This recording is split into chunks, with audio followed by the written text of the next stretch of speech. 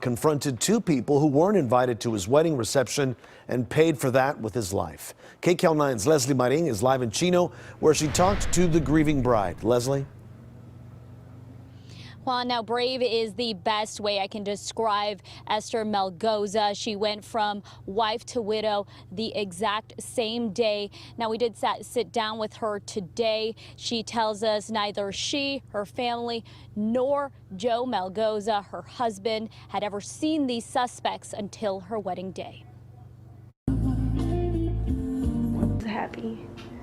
Even though he didn't know how to dance. He was so nervous to dance, but he did it. There are so many moments at Joe and Esther Melgoza's wedding that she will remember, but how happy her husband was, that is her favorite memory. And you could see it in his face, how happy he was. Just the way he looked at me all day. Tragically, as the wedding was wrapping up around 2 a.m. Sunday morning, police say two uninvited guests identified as brothers Roni and Josue Castaneda Ramirez arrived at the reception in Chino.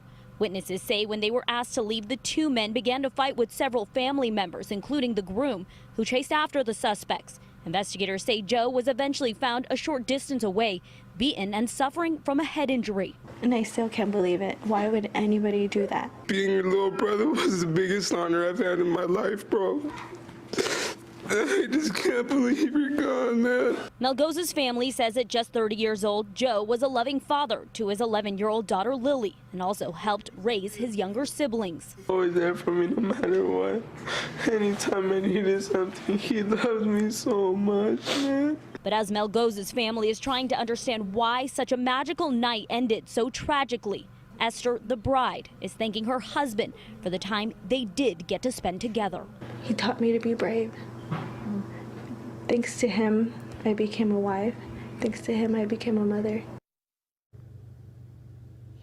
Now, as for those two suspects, we know both pleaded not guilty today in court. Joe's family has set up a GoFundMe. They say the expenses will go towards funding his daughter as well as funeral expenses. Reporting live, Leslie Maring, KCAL 9 News. Only tragic.